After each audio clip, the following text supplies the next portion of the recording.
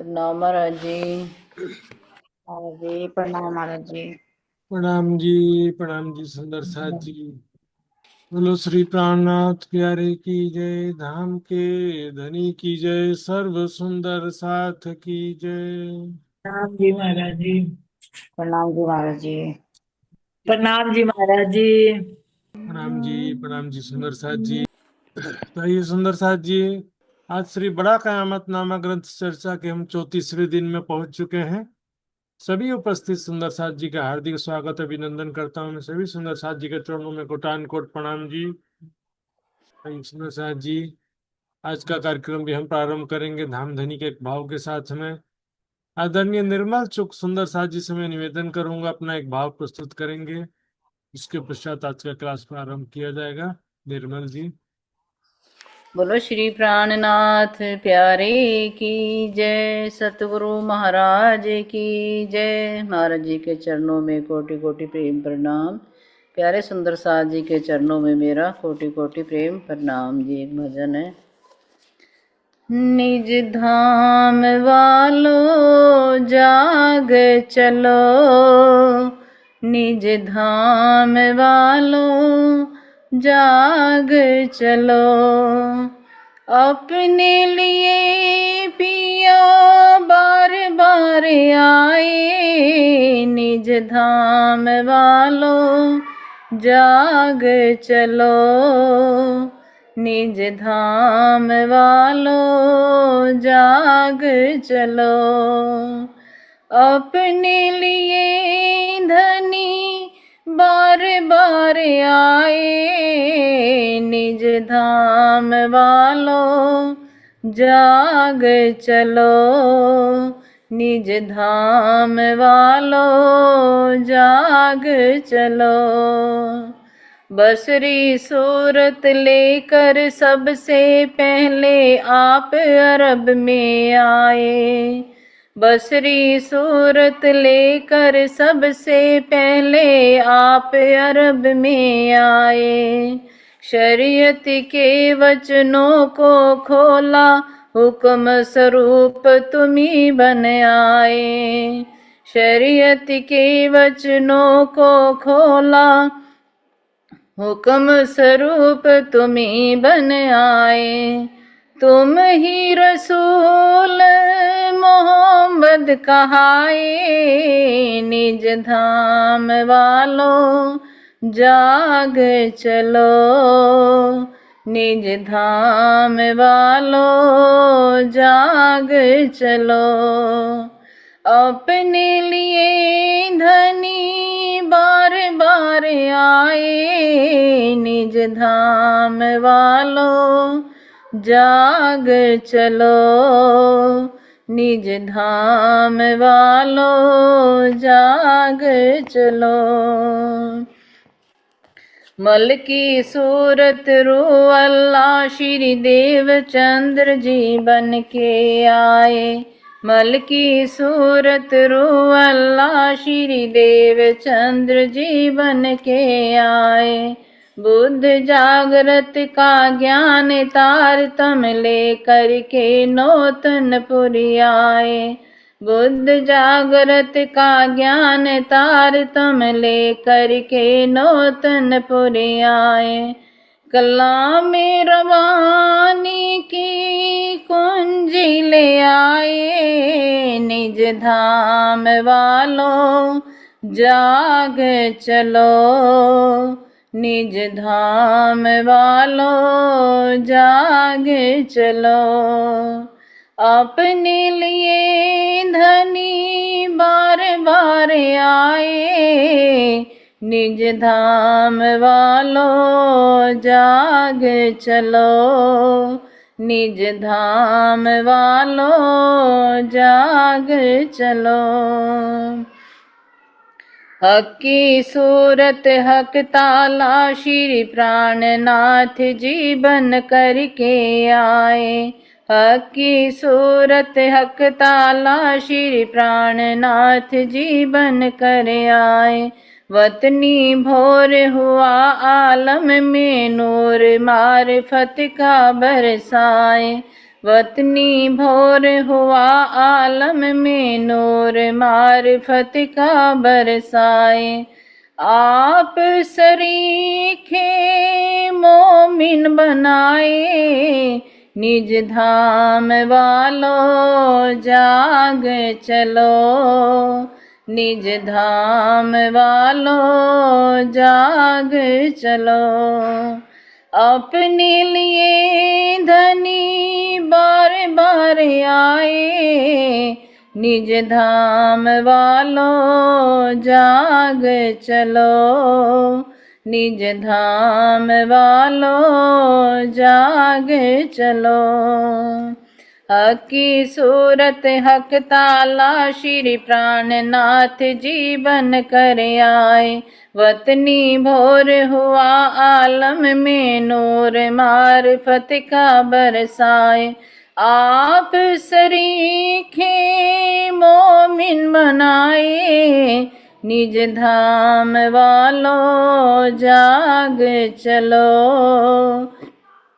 निज धाम वालों जाग चलो।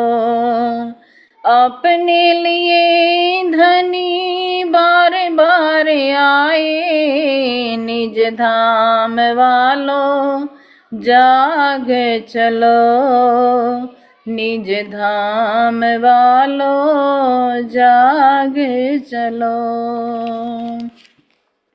बोलो श्री प्राणनाथ प्यारे की जय, सतगुरु महाराज की जय, धाम के धनी की जय। महाराज जी के चरणों में कोटि कोटि प्रेम प्रणाम। प्यारे सुंदर साथ जी के चरणों में मेरा कोटि कोटि प्रेम प्रणाम जी, प्रणाम। प्रणाम जी सुंदर साथ जी। बहुत ही अच्छा भजन, सुंदर साथ को प्रेरित करने वाला, आत्म जागृति की तरफ आगे बढ़ने के लिए बहुत बहुत धन्यवाद आपका। आइए सुंदर साथ जी, अब हम पिछले 2 क्विज का रिजल्ट देखेंगे और उसके पश्चात आज का क्लास प्रारंभ करेंगे। सुंदर साथ जी, सबसे पहले हम देखेंगे 32वें दिन के क्विज का रिजल्ट। 32वें दिन के क्विज का रिजल्ट इस प्रकार है सुंदर साथ जी। इसमें 44 सुंदर साथ जी ने भाग लिया था, जिसमें से 13 सुंदर साथ जी ने पूर्णांक प्राप्त किए हैं। उनके नाम इस प्रकार हैं: प्रवीणा शाह मुंबई, स्नेहा जी यूएसए, अंशु जी, उषा सिंगल जयपुर, कविता गुप्ता दिल्ली, अन्नपूर्णा राठौड़, दुर्गा देवी छेत्री, प्रेम सिंगल हिसार हरियाणा, राजुल पटेल गुजरात, इनका पटेल गुजरात, अरुणा पटेल गुजरात, इंदिरा भट्टू, ज्योतिका बेन गुजरात। बहुत सारे सुंदर साथ जी के 2-2 प्रश्न गलत है सुंदर साथ जी, क्योंकि इस क्विज में 15 प्रश्न थे, तो 1-2 प्रश्न गलत होना कोई बड़ी बात नहीं है। आइए सुंदर साथ जी, हम 33वें दिन के क्विज का रिजल्ट देखेंगे। 33वें दिन के क्विज में भी 44 सुंदर साथ जी ने भाग लिया था और इसमें 17 सुंदर साथ जी ने पूर्णांक प्राप्त किए हैं। देखते हैं इनका शुभ नाम क्या है। प्रवीणा शाह मुंबई, अंशु जी, जशु भाई पटेल, उषा सिंगल जयपुर, कविता गुप्ता दिल्ली, प्रेम सिंगल हिसार, गीता पंचाल गुजरात, शीतल पटेल गुजरात, पिंका पटेल गुजरात, अरुणा पटेल गुजरात, कमलेश गुप्ता जी दिल्ली, इंदिरा भट्टू, उषा देवी सोनभद्र, मित्र कुमार पराजुली नेपाल, रंजना पराजुली नेपाल, ज्योतिका बेन, मेरे ख्याल से सुनीता नाम होना चाहिए इसका। आइए सुंदर साथ जी, आज का क्लास हम प्रारंभ करने जा रहे हैं। सुंदर साथ जी, राज्य का नाम लेकर शुरू करेंगे। वंदो सद्गुरु चरण को, करूं सप्रेम प्रणाम, अशुभ हरन मंगल करण, धनी श्री देव चंद्र जी नाम, श्री प्राणनाथ निज मूलपति, श्री महराज सुनाम, तेज कुंवरी श्यामा युगल को, पल पल करूं प्रणाम, पल पल करूं प्रणाम।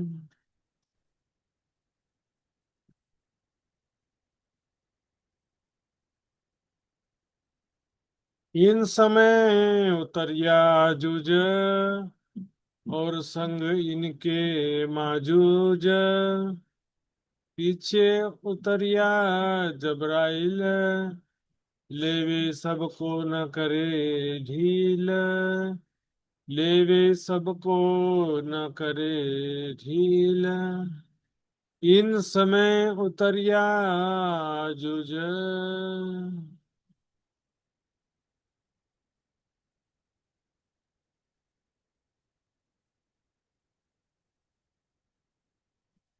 राम जी सुंदर साथ जी, इन समय उतरिया आजुज। ने देखा था ये जो प्रसंग चल रहा है सुंदर साथ जी, कयामत के निशानियों से संबंधित बातें यहाँ पर बताई जा रही हैं। किस प्रकार से पहले बताया कि 5 नहरें जबराइल पर उतरेंगी और सब सारा बात बताया गया था पिछले चर्चा में। यहाँ पर अभी उसी का ही और थोड़ा सा 1-2 निशानियां इसमें जोड़ के बता रहे हैं। इन समय उतरिया आजूज और संग इनके माजूज। ये कयामत की एक बड़ी निशानी है सुंदर साथ जी। मैंने देखा हदीसों में 2 बार ऐसा प्रसंग था कि जिससे इमाम मेहदी और मोमिन भी लड़ करके जीत नहीं पाते। 2 बार ऐसा प्रसंग आया था। एक प्रसंग था याजूज माजूज का और एक प्रसंग था दावत उल अर्ज का। ये जो 2 स्थितियां ऐसी थी कि दज्जाल से तो इमाम मेहदी के आगे मोम के समान पिघलेगा दज्जाल, ऐसा लिखा ही हुआ है। तो दज्जाल से कोई घबराने की बात कहीं पर भी नहीं थी। लेकिन ये 2 किस्सों में जब धरती का जीव दाबतुल अर जाएगा तो भी ऐसा लिखा है कि इमाम मेहदी मोमिनों को लेकर के तूर पहाड़ पर जाके सुरक्षित जगह में उनको ले जाएंगे सुरक्षित रखने के लिए। और फिर अल्लाह ताला के सामने गिड़गिड़ाएंगे, प्रार्थना करेंगे, दुआ करेंगे। तो खुदा की मेहर से या खुदा की शक्ति से कह सकते हैं कि ये दावतुल अर्ज जानवर जो है, धरती का जीव जो प्रकट होगा, वो भी स्वतः है कोई बीमारी की वजह से समाप्त हो जाएगा। और दूसरा जो याजुज माजुज के प्रसंग में भी ऐसा ही बताया है उसमें कि उससे कोई लड़ करके याजुज माजुज का खात्मा करेंगे, ऐसा नहीं है ना। वो उसमें भी एकांत सुरक्षित जगह में मोमिनों को ले जाएंगे इमाम मेहदी, और उसके पश्चात जो है प्रार्थना दुआ करेंगे, गिड़गिड़ाएंगे परमात्मा से, खुदा से। तब उनकी मेहर से वो भी क्या होगा कि उसको भी कोई बीमारी लग जाएगी और वो स्वतः ही मर जाएगा। ये 2 ऐसे किस्से हैं सुंदर साथ जी। सीधे सा मतलब है राज्य के हुक्म से माया की शक्ति का तुरंत ही समापन हो जाता है। ये माया बहुत जोरावर रहती, दूर करी प्राणपति। माया से हम लड़ करके नहीं जीत पाते सुंदर। तुम अपनी शक्ति शक्ति सामर्थ्य से बहुत कुछ जोर लगा लो ना, बहुत वाणी पढ़ लूं, बहुत सेवा कर लूं, बहुत चितवनी कर लूं, तो भी अपने शक्ति सामर्थ्य से माया से जीत सकता नहीं। अपने को हर किसी को ये मान लेना चाहिए, जान लेना चाहिए सुंदर से। अब दूसरी बात यहाँ क्या होता है कि अब यहाँ जो भी प्रसंग आते हैं हम देखेंगे दावतुल अर्ज, तो वो भी सबके अंदर है ना। दज्जाल कहेंगे तो वो भी सबके अंदर है। और अजाजिल कहते हैं, इबलिस शैतान कहते हैं, वो भी सबके अंदर है। और यहाँ पर याजूज और माजूज जो कहा गया है वो भी दिन और रात रूपी दुनी के काल कहा गया है। वो भी समझेंगे हम विस्तार से। पर यहाँ पर एक बात मैं जो कहना चाह रहा हूँ कि ये तो हम दिन रात कहें तो भी सृष्टि के प्रारंभ से दिन रात चल रहा है। दज्जाल कहें तो भी वो तो माया का ही स्वरूप है ना। ये दज्जाल जो अजाजिल सब में दम इनका तमसील। तो दज्जाल को हो चाहे अजाजिल को होता है चाहे दावतुल अर्ज को, सभी पर्यायवाची शब्द है। इबलीस, अजाजिल, दज्जाल, कलयुग, है ना, ये सब पर्यायवाची शब्द है कि। लेकिन क्या था कि माया तो सृष्टि के प्रारंभ से है, माया का जोर बढ़ गया। अजाजिल तो सृष्टि के प्रारंभ से है ना, अभी आया अजाजिल तो नहीं कहते हैं। लेकिन चौपाई में कयामत की निशानियों में तो लिखा है कि दज्जाल आएगा आखिरत में, लेकिन अजाजिल तो शुरू से है। लेकिन चौपाई क्या कहती है, ए दज्जाल जो अजाजिल सब में दम इनका तमसिल। और भी कई चौपाइयां हैं, दाबतुल अर्ज को भी, अजाजिल को भी, सबको समान अर्थ में ही प्रयोग किया गया। इसका मतलब ये नहीं कि अजाजिल अभी आया है, ऐसा नहीं। लेकिन माया का जोर अब ज्यादा बढ़ गया कलयुग में। जैसे यहाँ पर भी देखेंगे, याजूज और माजूज जो है वो कयामत की निशानियों में से हैं। अर्थात ये जब आएंगे तो समझ जाना कि कयामत का समय आ गया है। लेकिन अब दिन और रात को कहें तो दिन और रात तो सृष्टि के प्रारंभ से ही है ना। दिन रात का चक्र तो सृष्टि के प्रारंभ से है। लेकिन इस तरह से लोगों का मारा जाना, ये कयामत की निशानी है। क्या लिखा है कि याजूज और माजूज जब दीवार तोड़ के बाहर निकल जाएंगे, अष्टधातु की दीवार, तो क्या होगा कि वो पूरे 7 समंदर का पानी पी जाएंगे, धरती के जीवों को सब, मतलब भारी संख्या में लोग मारे जाएंगे। अभी हम देख रहे हैं कैसा युद्ध का हालत, इसके अलावा प्राकृतिक आपदाएं, भूकंप, बाढ़। देखिए इस साल इंडिया में कैसा बुरा हालत है, 4 4 राज्यों में बादल फटा। तो पहले कभी एक राज्य में भी बड़ी मुश्किल से फटता था। तो सुंदर साथ जी, ऐसे बाढ़, सूखा, समुद्री तूफान और युद्ध, सभी चीजें अभी जो प्राकृतिक आपदाएं तो अभी बढ़ रही है ना। प्राकृतिक आपदाएं जो हैं, तूफान और ये सब चीजें पहले इतनी नहीं थी। माया का जोर उतना नहीं था, जाजिल तो पहले से भी था। माया ही सबके अंदर जीवी रूप से है, ब्रह्म सत्ता ही। लेकिन अभी जो है माया का जोर बढ़ गया, सबके अंदर बुराइयां बढ़ गई, है ना। संसारिक परिस्थितियां ऐसी हो गई हैं, यहाँ पर किससे हम उम्मीद रखें कि कौन अपने आप को निर्विकार बनाए रखे, और किससे हम सत्य आचरण की उम्मीद रखें। ये कयामत की निशानियां जो है सुंदर साथ जी, कलयुग भी जो है कहने की बात है। कलयुग को यदि माया को एक ही कहते हैं हम, तो माया तो सृष्टि के प्रारंभ से ही है ना। लेकिन उसका जोर जो है अब ज्यादा बढ़ गया। उसी तरह से हम देखेंगे, इन समय उतरिया आजुज और संग इनके माजूज। याजूज माजूज के विषय में कुछ चौपाइयां भी देख लेते हैं ताकि कंफ्यूजन ना रहे। आजूज माजूज जुफ्त गिनती लाख चार। वैसे तो मैंने वितक चर्चा में भी काफी विस्तार से बताया था ये। तो कुरान हदीसों में क्या लिखा है कि बादशाह जुल्करनैन जो है उसने क्या किया था कि एक दो पहाड़ियों के बीच में एक धातुओं की दीवार बना दी। क्यों? तो उसके पहाड़ के उस पार जो है याजुज माजुज की जाति के लोग रहते थे। वो इधर आकर के सबको परेशान किया करते थे, तो दीवार बना दिया ताकि उन लोग उस पार से इस पार ना आ सके। दीवार बना दिया, वो खोज डाला दुनिया वालों ने, लेकिन वो दीवार अभी तक मिला नहीं, कौन सा दीवार बनाया था। और वो दीवार तोड़ के, तुम दीवार ही नहीं मिला तो तोड़ के कब निकलेंगे वो। वास्तव में वो अलंकारिक कथन है। तो याजुज माजुज क्या है, दिन और रात के रूप में दुनिया के काले, उनकी गिनती 4 लाख है। याजुज माजुज की प्रजाति के जो लोग हैं, उनकी जाति के जो लोग हैं, उनकी गिनती कितनी है? 4 लाख है। तो 4 लाख क्या है? ये तो गिनती कही दिनन की, दिनों की गिनती है ना। तो 4 लाख को जब हम 365 से डिवाइड करते हैं, भागित करते हैं, तो 1095 वर्ष बचते। 11वीं सदी में कयामत होने का एक संकेत है। ठीक है। दूसरा चीज इसमें, सुबह दोपहर शाम जो तीन जो है इनकी फौजें कहा गया है, तो वो भी दिन के ही हिस्से हैं।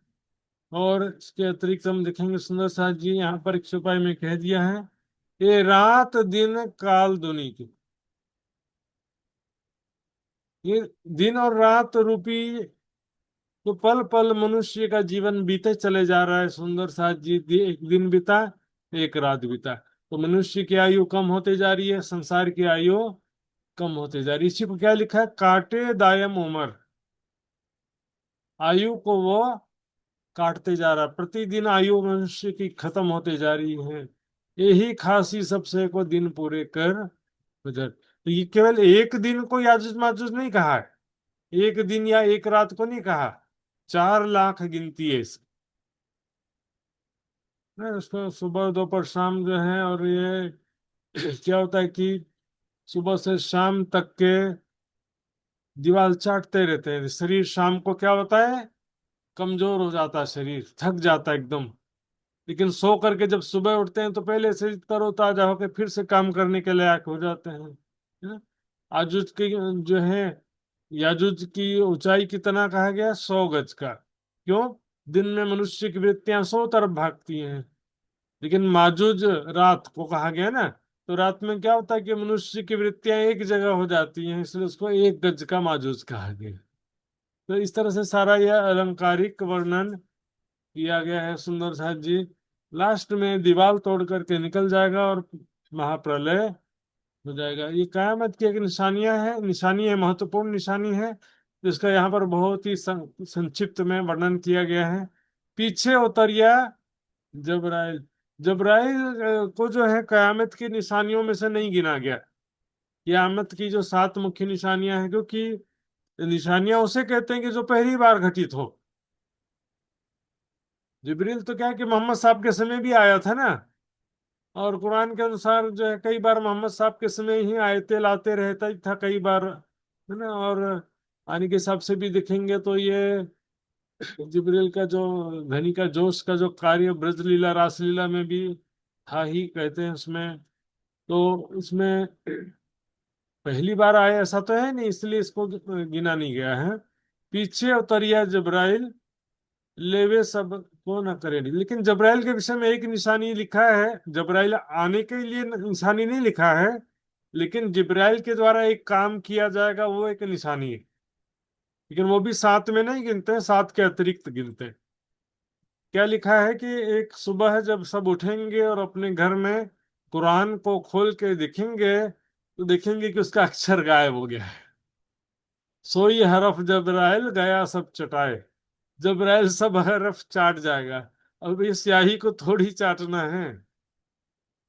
क्योंकि देखो धनी के जोश की शक्ति से अवतरित हुआ है, जोश की शक्ति निकल गई है, तो उसको कोई समझ पाएगा नहीं। उसमें से समझने की शक्ति चल जाए।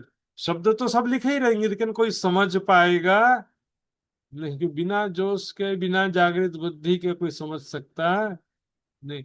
अब यहाँ देखेंगे, लेवे सबको ना करे ढील। इसमें ढील या ना देरी नहीं करेंगे, सबको प्रलय में ले लेंगे। एक तो याजूज और माजूज, सबको प्रलय में ले लेंगे। और धनी का जो क्या करेगा, सभी आत्माओं को जागृत करके परम धाम ले जाएगा। प्रलय होगा तुरंत जाएंगे। वक्त छुपाई आती है ना, जबराइल के पंख पर 12,000 उम्मत की रूहें जो इब्तिदाए, जबराइल के पंख पर 2 बाजू बैठाए। आप बैठे बीच में ले अपनी 3 सूरत, नूर पार ला मकान उलंग के नूर पार पहुंचे थे। तो जोश की शक्ति सभी आत्माओं को ले जाएगी, क्योंकि देखिए अभी राज्य ने भी पूर्ण जोश आवेश प्रदान नहीं किया, इसलिए हम अभी तो बहुत अच्छा ईमान वाली स्थिति में भी हो जाते होंगे शायद, और कभी कभी हम थोड़ा सा माया के प्रभाव में भी हो जाते हैं। तो अभी क्या है कि पूर्ण जोश आवेश प्रदान नहीं किया। उस समय क्या होगा कि पूर्ण जोश, पूर्ण जागृत बुद्धि और इसमें राज्य अपना प्रेम सब प्रदान कर देंगे। उससे क्या होगा कि जरा सा भी विकार नहीं रहेगा। देखो राज्य की कृपा के बिना कोई कुछ नहीं कर सकता है ना, कोई कुछ कर भी नहीं सकता। राज्य की मेहर से ही सब होगा। हक हिम्मत देसी तहकीक। राज्य में तो लास्ट तक ही अपनी शक्ति प्रदान नहीं करेंगे तो फिर हम कुछ भी नहीं कर पाएंगे। हक हिम्मत देसी तहकीक, हांसी होई ना हिम्मत बिन। जो रूह भाग जाए आखिर लग। वे आखिर तक ही हम माया में ही भागते रहे तो दुखी होते रहे तो फिर हंसते हुए कैसे उठेंगे परम धाम में। इसलिए हैप्पी एंडिंग होने के लिए जरूरी है कि अंत में राज्य अपनी जोश की शक्ति, जागृत बुद्धि पूर्ण रूप से प्रदान करे। थोड़ा थोड़ा तो अभी भी प्रदान करते हैं आंशिक रूप से, लेकिन पूर्ण रूप से उस समय प्रदान करेंगे, तब जाकर के इश्क आएगा, समझ।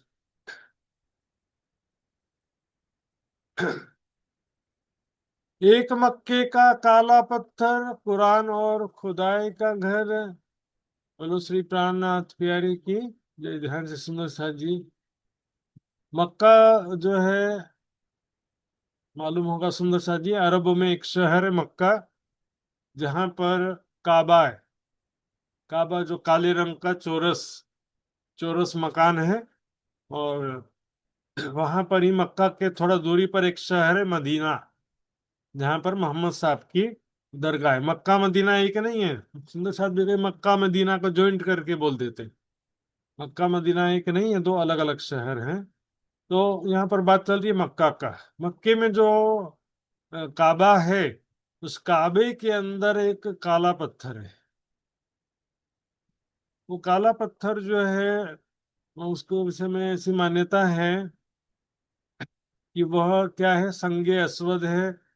और वो काबा या संगे अस्वद की स्थापना मोहम्मद साहब ने नहीं किया है, वो पहले से है। इब्राहिम पैगंबर के जमाने से वो स्थान पहले से भी पूज्य स्थान रहा है। पहले वहां पर 313 मूर्तियां थी, उनको तोड़ दिया था, एक कुछ पत्थर को छोड़ के बाकी सारी मूर्तियों को तोड़ दिया था। तो पहले भी पूज्य स्थान था, अभी भी पूज्य स्थान रहा, लेकिन मूर्तियां पहले जो थी वो तोड़ दिया था।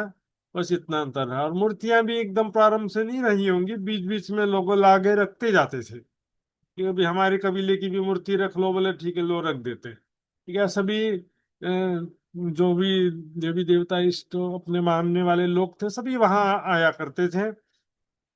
तो वो काबा में जो ये पत्थर है, इसके विषय में जो कते पक्ष की मान्यता है, जो जैसा कि मैंने सुना है कि वो पत्थर जो है, आदम पैगंबर ने जब बहिश्त से उनको निकाल दिया गया था, आदम और हवा को, तो बहिश्त से वो पत्थर लेकर के आए थे सर। इस तरह का भी एक सुना सुनाया बात है, अभी प्रमाणिक मैंने तो नहीं देखा कहीं पे। लेकिन दूसरा एक विचारधारा इसी कारण, क्योंकि उसका डिजाइन शेप जो है वो लगभग शिवलिंग की आकृति का भी है। तो उसमें भी जो है, अब एग्जैक्टली ऊपर का हिस्सा तो है, नीचे का हिस्सा ऐसा नहीं रहा होगा शायद, मैंने भी देखा तो है नहीं, लेकिन अब खुदा जाने बेहतर क्या है। लेकिन अब क्या है कि वहां जाते हैं जो लोग मक्का में, तो संगे अस्वद जो काला पत्थर है उसको चूमते हैं। तो चुमने से भी क्या है कि इतने लाखों लोग चुमने से क्या, पत्थर का भी मोटाई थोड़ी पतली हो रही थी, तो उसके ऊपर एक सोने का जाली बना दिया ताकि पत्थर के डिजाइन कम ना हो, लंबाई चौड़ाई कम ना हो जाएगा। तो अब वो सो क्या कहते हैं कि ये खुदा का घर है कहते हैं। मक्का काबा क्या है, खुदा का घर है, ऐसा उनकी मान्यता है। और इसमें क्या होता है, देखो भाव प्रधान होता है। हम जो है, हमारी ऐसी भावना है, हम सच्चे दिल से ऐसी भावना रखते हैं कि हमारे घर में राज्य विराजमान है ना, अपने वाणी पधराया है, और अपनी भावना रखते हैं कि इस वाणी में राज्य है, तो है वाणी में। यदि भावना नहीं है तो नहीं है, क्योंकि भावना ही इसमें प्रधान होता है। अब वहां पर क्या लिखा है, छुपाई लिखेंगे, और ठोर कहिया इब्राहिम उसको। और क्या कहा गया उसके विषय में कि इब्राहिम मतलब इब्राहिम पैगंबर ने ये स्थापित किया था, ऐसा मानते हैं।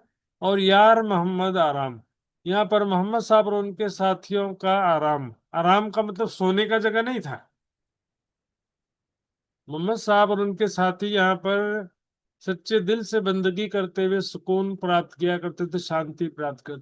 यहाँ पर आत्मिक आराम की बात है, शारीरिक आराम की बात नहीं है सुंदर साथ जी इसमें। दूसरा क्या है कि हम ऐसा कहेंगे कि मोहम्मद साहब के समय में भी कुछ काम का नहीं था, ऐसा नहीं कह सकते।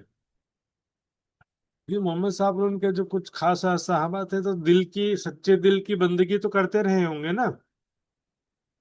तो उसी में ही सुकून मिलता होगा, शांति तो उसमें भी मिलता है ना, जब वैराग्य होता है और सच्चे दिल से निष्काम भक्ति करते हैं तो शांति की प्राप्ति तो होती है। लेकिन बाद में अब क्या होता है, जब कोई महान शख्सियत चला जाता है, उसके बाद में सिर्फ झगड़ा और दिखावा के सिवा कुछ नहीं बचता। केवल दिखावा और झगड़ा बच जाता है। यहाँ पर अगली चौपाई से हम देखेंगे तो पिछले जीते गए दिन बाकी कोई ना रहे हैं।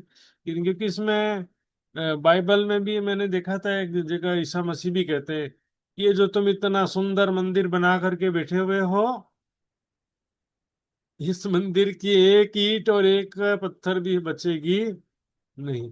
इसमें कारण क्या है कि लोग तो क्या है कि दिखावे का मंदिर, और उसमें स्थान, जब कोई स्थान प्रतिष्ठित हो जाता है ना, कोई व्यक्ति मान लो कि कोई महान शख्सियत जब प्रसिद्ध हो जाता है तो भीड़ की भीड़ तो आने लगती है, लेकिन वो भीड़ किसी काम की नहीं होती। मैंने कई बार बताया है, कुरान का ही कथन है, ये मोहम्मद तुम्हारे पीछे ये जो भीड़ चली आ रही है, ये क्या समझते हैं इनकी आओ भगत की जाएगी? नहीं, ये सब क्या है, आग में पड़ने वाले हैं। ये सारे के सारे आग में पड़ने वाले हैं। यहाँ पर जिस छुपाई का भाव क्या है, हम कई तरह से इस पर विचार करेंगे सुंदर साहब जी। एक बात तो स्पष्ट है, अगली छुपाई से भी जो स्पष्ट हो रहा है कि परमात्मा की शक्ति ने भले ही क्यों ना लीला किया हो, आज देख लो जो भी स्थान है, मैं किसी स्थान का नाम नहीं लूंगा, अपने आंखों से देख लो वहां पर क्या होता है। एक बार जो परमात्मा की शक्ति ने लीला की तो वहां पर, हाँ, आजीवन या सृष्टि के अंतिम समय तो कोई ब्रह्म लीला नहीं चल रही होती। बाद में तो बस दिखावा रह जाता है, व्यक्तिवाद, स्थानवाद, इसी में सब फंस जाते हैं। और कोई प्रतिष्ठित स्थान हो जाता है, देखा देखी भक्ति परंपरावाद रह जाता है, और कुछ रहता है। यहाँ पर कई विद्वानों की मान्यता है कि यहाँ पर इब्राहिम पैगंबर और उनके दो पुत्र नस्ली नजरी, अर्थात देवचंद जी और नस्ली नजरी पुत्र का प्रसंग चल रहा है, ऐसा कई लोग कह देते हैं। लेकिन यहाँ पर हम देखेंगे चौपाई में भी इसका बात का कोई संकेत नहीं है, केवल इब्राहिम शब्द आया है, इस आधार पर सारा कहानी नहीं बना सकते हैं। देखिए, इब्राहिम जो पैगंबर हैं, उसके दो पुत्र थे, ठीक है, क्या नाम था, इसहाक और इस्माइल नाम था।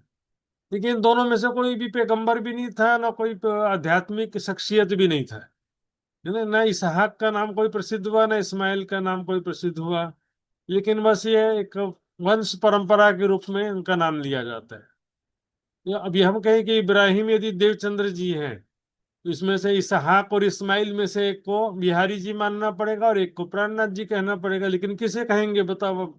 जब दोनों में से कोई अच्छा या खराब का विवरण ही नहीं है, तो हम किसे बिहारी जी कहें? फिर यहाँ पर महामती जी के द्वारा तो वाणी अवतरित हुआ, लेकिन यहाँ तो इनमें दोनों में से ऐसा कोई खासियत तो बात आया ही नहीं, पहली बात तो। फिर इसहाक जो है सुंदर साथ जी, इसहाक के भी जो पुत्र थे, याकूब, याकूब को क्या कहा गया है? इसराइल कहा गया, है ना। याकूब कौन थे? इब्राहिम के पुत्र थे, पुत्र नहीं थे वो। अब याकूब जो है इसराइल कहा गया, उनका भी कोई विशेष बात उनका भी नहीं है।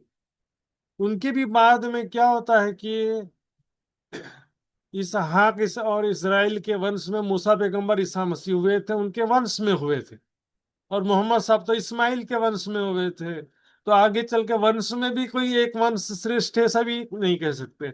यहाँ पर ये जो प्रसंग आता है सुंदर साथ जी, इब्राहिम के दो पुत्र, नस्ली नजरी पुत्र, इस तरह से यहाँ पर घटाने का कोई कॉम्बिनेशन मिलता है नहीं है सुंदर साथ जी। क्योंकि अब शुरुआत तो कर देंगे इब्राहिम से बलदेव चंद्र जी, लेकिन आगे का फिर, आगे का जब कुछ मिलान ही नहीं है। जबकि एक दूसरे प्रसंग में वितक साहब में भी, वाणी में भी कहा गया है कि एक योद्धा जिसने खुदा की राह में 1000 साल तक धर्म युद्ध किया, तो जो वितक में प्रसंग है सुंदर सा जी, उसमें इब्राहिम की बात उसमें भी नहीं है। बनी इसराइल के एक योद्धा ने खुदा की राह में 1000 साल तक युद्ध किया, बनी इसराइल के योद्धा ने। बनी इसराइल यानी याकूब के वंशज, यहूदियों को मेनली बनी इसराइल कहा जाता है।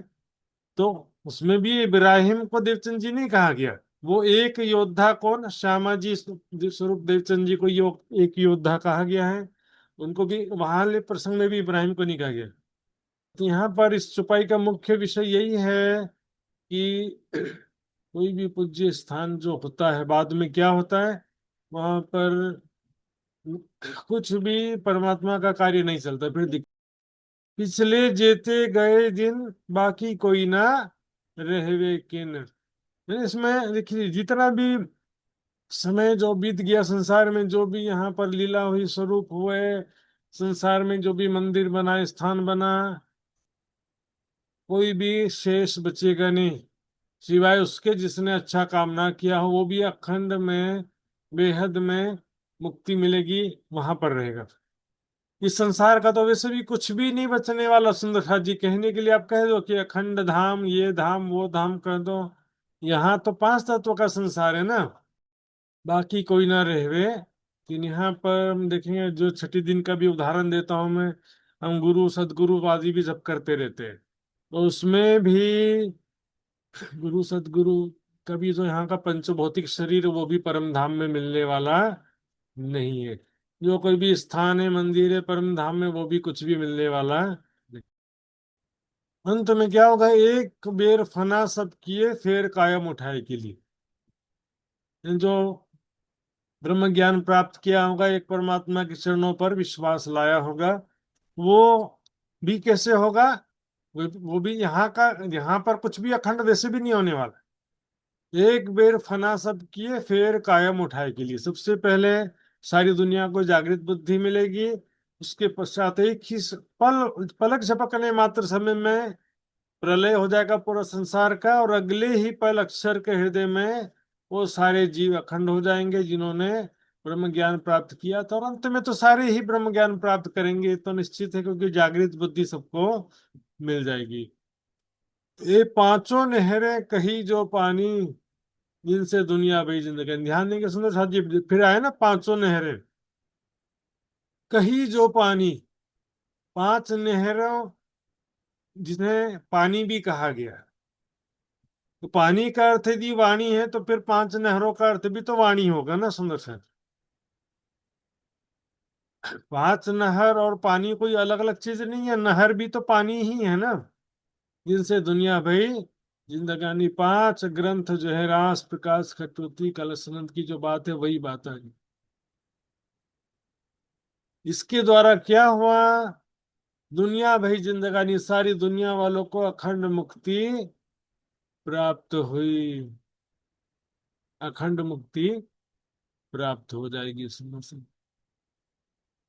दुनिया भई जिंदगानी, समस्त जीवों को भी मुक्ति मिलेगी इस वाणी के द्वारा। बिना ऐसा बस कृपा दृष्टि से अखंड हो जाएंगे। आज पता नहीं, सुंदर साध भी कहलाते हैं, जागनी अभियान के भी कहलाते हैं, फिर कौन से अंधभक्ति में अभी भी लगे हुए। अरे नजर के सामने आ गए तो अखंड हो गए। वाणी में पढ़ो भैया, चौपाई में क्या लिखा हुआ है। जो ईमान लाए के सोवे बीच कबर, सो चुभे नूर के चित्त में, भूले नहीं क्यों ये कर। और भी लिखा, करने हैं याद सबन को, देवे हाँ की लंबे शक। ब्रह्म ज्ञान के बिना कोई अखंड हो ही नहीं सकता। जिनसे दुनिया भई जिंदगानी, सारी दुनिया को इस वाणी के द्वारा तो मुक्ति मिलेगी ना।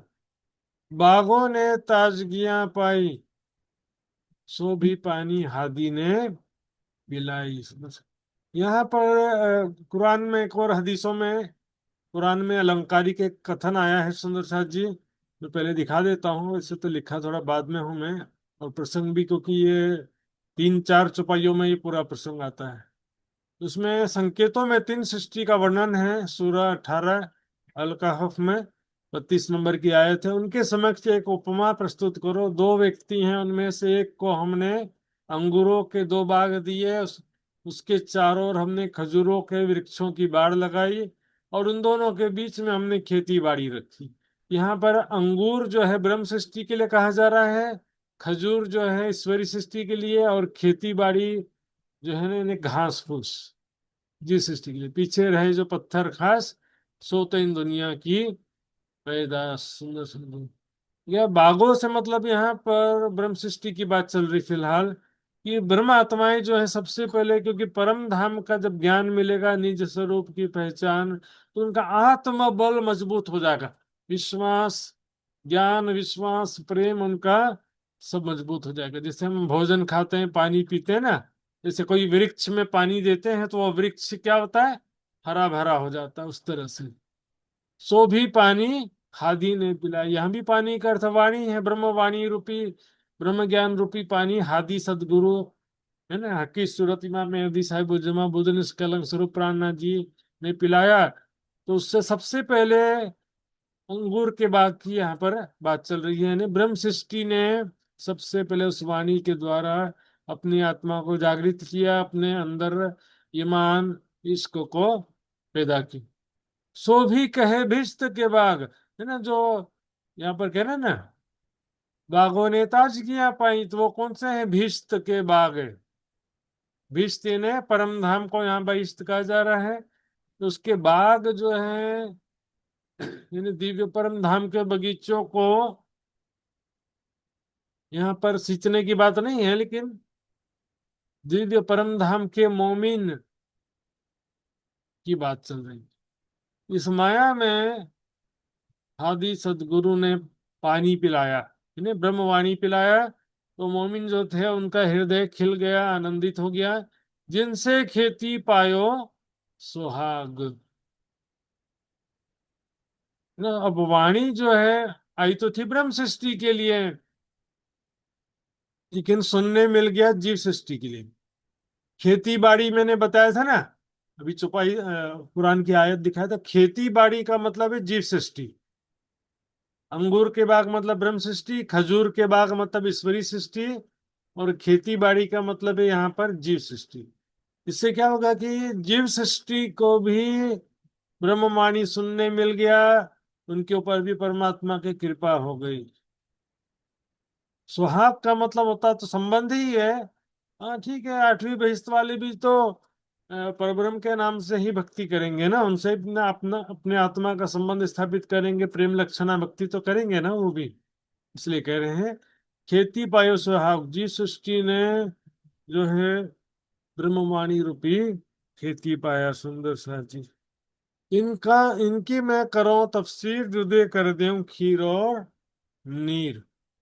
तफसीर मतलब व्याख्या, इसका स्पष्टीकरण विवरण करती हूं मैं। जुदे कर दूं खीर और नीर।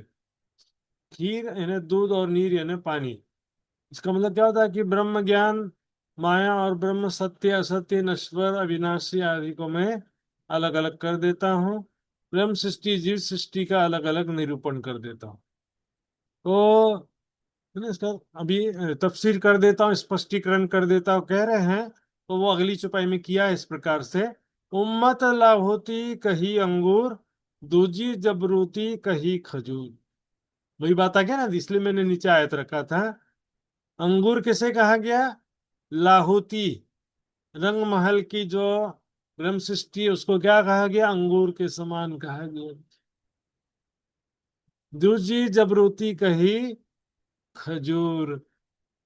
खजूर जो है वो ईश्वरी सृष्टि के लिए कहा गया, जो जबरूत यानी अक्षरधाम की आत्माएं सुरताएं हैं, अक्षर ब्रह्म की सुरताएं हैं, तो उनको क्या कहा? खजूर कहा गया। उसमें क्वालिटी वाइज स्वाद, मिठास, पौष्टिकता सबके हिसाब से यहाँ पर एक संकेतों में लिख रहे हैं।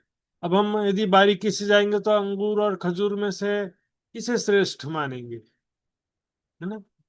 अंगूर और खजूर दोनों ही अच्छे फल हैं, लेकिन यहाँ पर जो संकेतों में वर्णन किया गया है सुंदर सा जी, उसके हिसाब से हमको चलना है।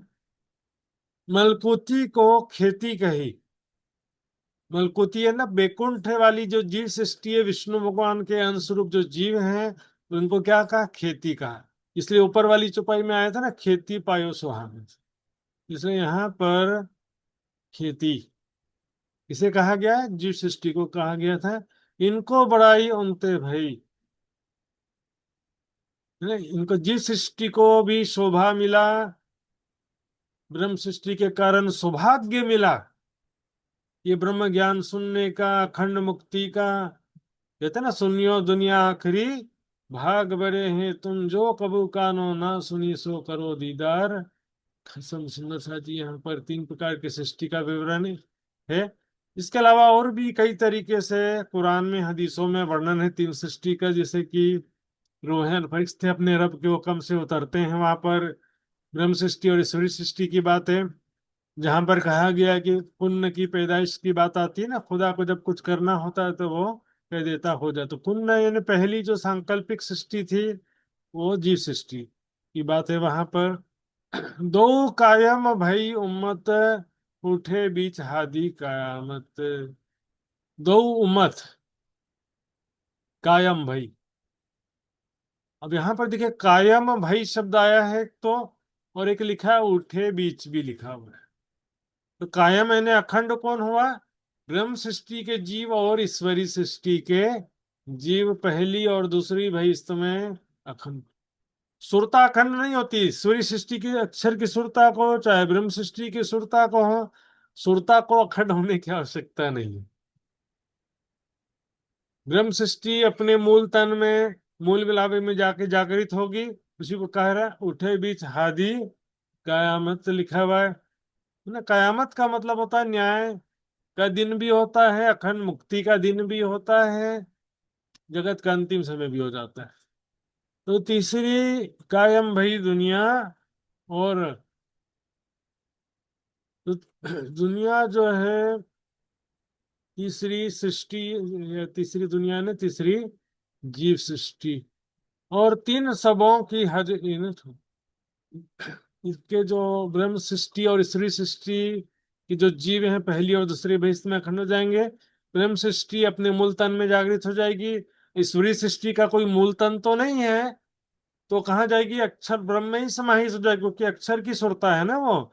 इसलिए चौपाई भी आता है वाणी में, बुध अक्षर माहे समाये। क्योंकि देखो ठीक है, अंत सुरता का विषय अंतस्करण का विषय होता है। फिर भी श्यामा जी की सुरता कहाँ से आई कहेंगे? श्यामा जी रंगमहल से, परम धाम से तो कहेंगे ना। सखियों की सुरता कहाँ से आई बोलेंगे? रंगमहल से आई कहेंगे। बेहद मंडल से आई तो नहीं कहेंगे। अक्षर की आत्मा कहाँ से आई बोलते हैं तो क्या बेहद मंडल से आई बोलते हैं? नहीं, अक्षरधाम से कहते हैं। उसी तरह से ईश्वरी सृष्टि की सुरता भी अक्षरधाम, अक्षर ब्रह्म से ही आई कहते हैं, क्योंकि अक्षर ब्रह्म ने ही स्वयं 24,000 सुरताएं धारण की। इन दोनों के अतिरिक्त अन्य जो जीव हैं वो कर्मों के हिसाब से 7वें और 8वें बहिष्ठ में अखंड मुक्ति प्राप्त करेंगे। कर्मों के हिसाब से मतलब इसमें अभी देखिए, पहली बहिष्ठ में जो ब्रह्म सृष्टि के जीव रहेंगे वो ज्ञान, विश्वास, प्रेम, तीन चीज रहना चाहिए। उसमें से एक कम हो गया प्रेम। प्रेम मतलब परात्म वाला प्रेम नहीं रहेगा, राजा मंत्री वाला रहेगा, रानी वाला प्रेम नहीं रहेगा। तो ब्रह्मात्माओं में रानी वाला मतलब सखी वाला प्रेम है, परात्म वाला प्रेम है, वो पहली बहिष्ठ में उनके जीव, पहली बहिष्ठ में। ईश्वरी सृष्टि के जो जीव हैं उनके अंदर ज्ञान रहेगा, विश्वास रहेगा, प्रेम नहीं रहेगा, मतलब परात्म वाला प्रेम नहीं रहेगा दूसरी बहिष्ठ में। अब विश्वास तो है लेकिन ज्ञान नहीं है, तो 7वीं बहिष्ठ में। ज्ञान भी नहीं है, प्रेम भी नहीं है, लेकिन श्रद्धा है, विश्वास है, प्राणनाथ जी पर पूरा विश्वास है, तो 7वीं बहिष्ठ में वो भी। ज्ञान नहीं होने का मतलब परम धाम के शोभा स्वरूप लीलाओं का ज्ञान नहीं हो। आपको कोई विद्वान बनने की टर्म कंडीशन नहीं कि दुनिया में किसी विद्वान के रूप में स्थापित हो जाओ, ऐसी बात नहीं है यहाँ पर। यहाँ पर बात है कि भी आपको परम धाम का, माया का ये तो पहचान होना चाहिए ना भाई। और उसके बाद जिनके अंदर ना ज्ञान है, ना विश्वास है, ना प्रेम है, ना भक्ति है, कुछ भी नहीं, दिखावे का भक्ति है, सकाम भक्ति और छल कपट राजनीति है, तो वह 8वें बहिष्ठ में सभी अखंड होंगे। तीन सबों की हज इंथोर, तो सभी का हज यानी तीर्थ स्थान कहाँ पर होगा? यहाँ पर बात है सुंदर साथ जी, एक पर ब्रह्म अक्षरातीत के चरणों का उस समय सबको पहचान हो जाएगा ना। अखंड होने के बाद में सभी जो है एक परब्रह्म अक्षरातीत की तो पहचान जगत के अंत में हो ही जाएगी, और जगत के अंत में ही सब एक परमात्मा की भक्ति करना शुरू कर देंगे। तो फिर देखिए, जो पहले रहेगा वो बाद में रहे। यदि पहले जगत के अंत के पहले पहले ज्ञान प्राप्त नहीं हुआ, विश्वास नहीं हुआ, भक्ति नहीं किया, तो उसके बाद में क्या हो जाएगा? मुक्ति थोड़ी मिल जाएगी। बोले बहिष्ठ में जाने के बाद जागृत बुद्धि मिलेगी, तो बहिष्ठ में पहुंचोगे कैसे भाई? बिना जागृत बुद्धि के बहिष्ठ में पहुंच ही नहीं पाएंगे। नहीं, यहाँ पर हैप्पी एंडिंगों का खेल के अंत में सारी दुनिया को जागृत बुद्धि मिलेगी, और वो भी छठे दिन का ही अंतिम समय कहा जाएगा सुंदर साथ जी। 7वां दिन तो परम धाम में जागृत होने को कहा गया। और दुनिया ने सब फसल पाई, उम्मत बाग हासिल आई। दुनिया ने सब फसल पाई मतलब सारी दुनिया। फसल का मतलब क्या होता है? देखिए, मैंने हल चलाया, खेत में बीज लगाया, कितने बार पता नहीं मेहनत करते हुए जब फसल तैयार होता है ना, तो फसल क्या है? हमारी मेहनत का फल है। तो जिसने मेहनत किया उसको फल मिलेगा ना भाई। जिसने हज किया, जिसने रोजा रखा, उसको तो ईद का खुशी का दिन है ना उसके लिए। जिसने रोजा ही नहीं रखा उसके लिए ईद का खुशी का दिन।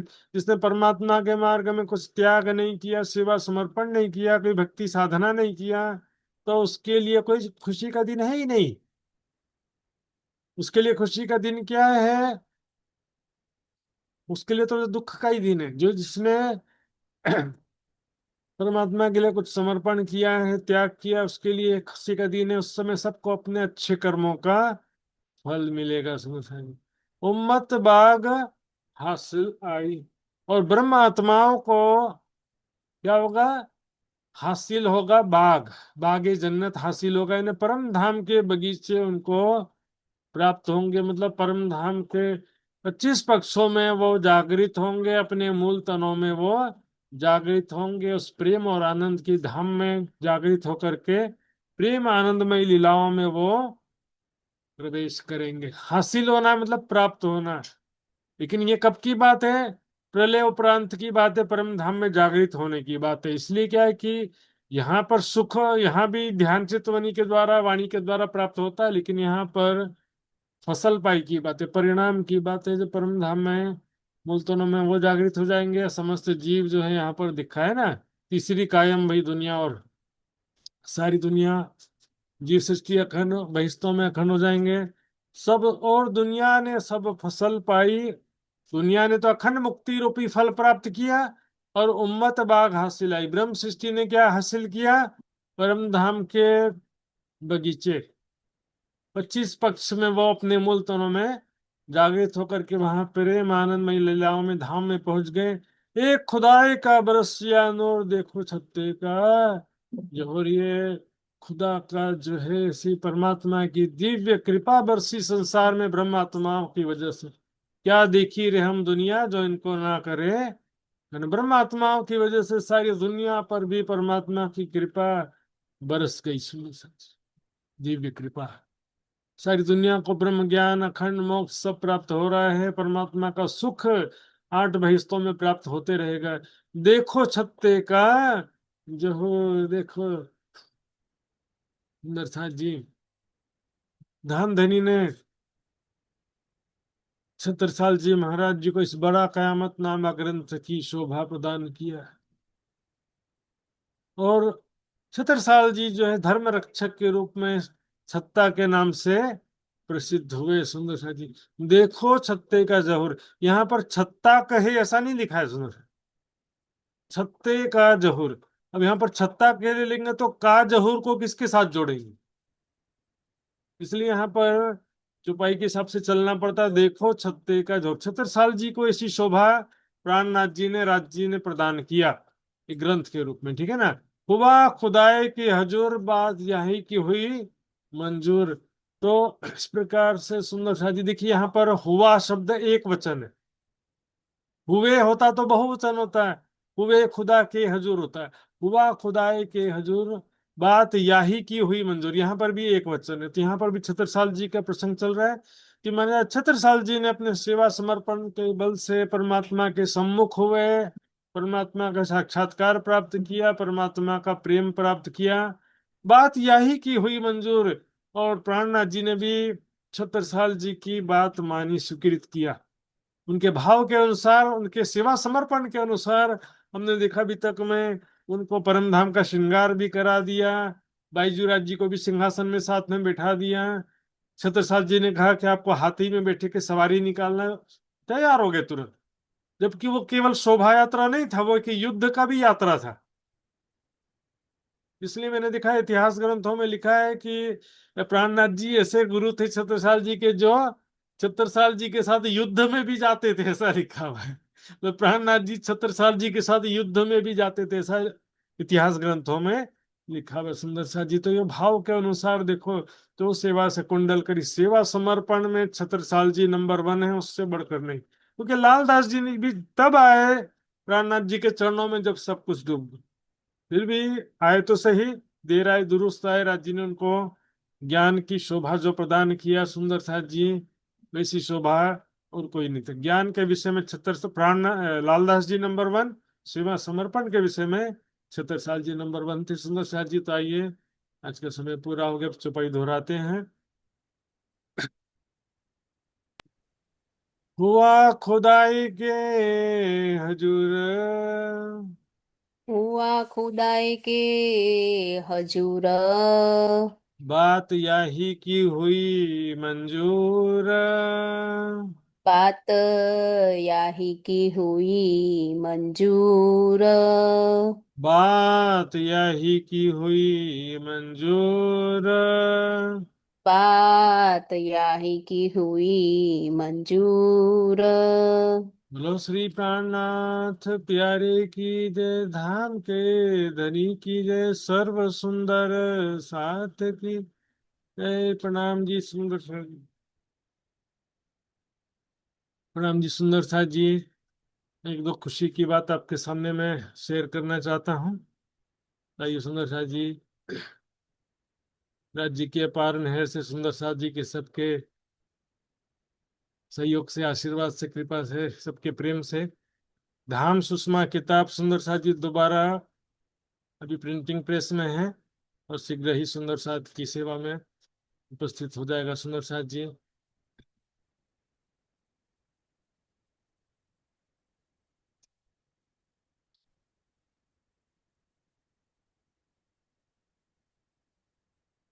इस प्रकार से इसका कवर पेज है, सामने का पेज है, पीछे पीछे का, पीछे तरफ का पेज है सुंदर साथ जी। तो ये इसमें अभी काफी चीज मॉडिफिकेशन है पहले से, और इसको बोलते हैं 2.0 बोल सकते हैं। इसमें जो है डिटेल्स भी थोड़ा सा ज्यादा बढ़ाया गया है। इसके अलावा वैकल्पिक प्रश्नोत्तरी भी पूरा रखा गया है सुंदर साथ जी। इसमें जो भी क्वेश्चंस आंसर हम क्विज में लेते थे, सारे क्विज के क्वेश्चन आंसर से यहाँ पर वैकल्पिक प्रश्नोत्तरी भी उपलब्ध रहेगा सुंदर साथ जी। और इसमें हमारे आदरणीय पिंका बेन जी और शीतल पटेल और अरुणा पटेल सुंदर साथ जी ने प्रूफ रीडिंग में पूरा सहयोग भी प्रदान किया, उनका भी, उनके ऊपर भी राज्य जी की मेहर बनी रहे हमेशा।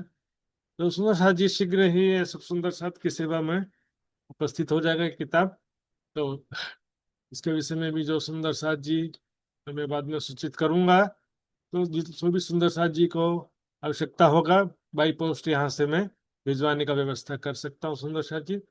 आइए सुंदर साथ जी, कल जूम का क्लास फिर से इसी समय लगेगा सुंदर साथ जी। कोई ऐसी परिस्थिति हुई तो मैं व्हाट्सएप ग्रुप में सूचित करूंगा, तो व्हाट्सएप ग्रुप से जुड़े रहिएगा सुंदर साथ जी। आइए सुंदर साथ जी, अब धाम धनी का अर्जी गायन की तरफ हम आगे बढ़ेंगे। आदरणीय वृंदा माता जी से हम अर्जी गायन सुनेंगे, बहुत दिन हो गया उनका, कभी कभी मिस मैचिंग हो जाता है। ये वृंदा माता जी। प्रणाम। धाम सुषमा के प्रकाशन में सुंदर साथ जी एक गुप्त सेवा है एक सुंदर साथ जी का, तो लेकिन उनका नाम जाहिर करने से मना है, लेकिन राज्य महाराज जी के मेहर उन परिवार पर पूरी बनी रहे, यही कामना कर सकते हैं। ये सुंदर साथ जी, वृंदा माता जी। हजूर सतगुरु महाराज की जय, प्राणनाथ प्यारे की जय। महात्मा जी को चरण कमल में कोटि कोटि प्रेम प्रणाम, साथ ही सर्व सुंदर साथ में मेरो कोटि कोटि प्रणाम। प्रणाम जी प्रणाम। पिया जी तुम हो तैसे कीजियो, मैं अज करूं मेरे पियो जी। हम जैसी तुम जी न करो, मेरा तलफ तलफ जाए जीव जी। जिबड़ा तो जी बे नहीं क्यों, मीठे दिल की प्यास जी। तुम बिना मैं किन से कहूँ पिया, तुम हो मेरी आस जी। आस बिरानी तो करूं पिया, जो कोई दूसरा हो या जी। सब विद पिया जी साम्रथ दिना, रहन जाता रोया रोया जी। जन्म दे जो हम होते पिया, सो तुम देखते किए जी। जब तुम आप देखा होगे पिया, देखूंगी नैनन भर जी। ये पुकार पिया जी सुन के, दिल करो अब जी न जी। क्षण क्षण खबर लीजियो, मैं अर्ज करूं दुल्हीन जी। एतिया राजा मैं तो करूं पिया, जोड़ी भई अंतराय जी। सोआड़ी अंतराया टाल के, दुल्हा लीजे कंठ लगाया जी। कंठ लगाइए कंठ सौंपिया, कीजे हास बिलास जी। वरणे जाए श्रीन्द्रावती पिया जी, कदम राखो पास जी। तुम दुल्हा मैं दुल्हीन पिया, और न जानो बात जी।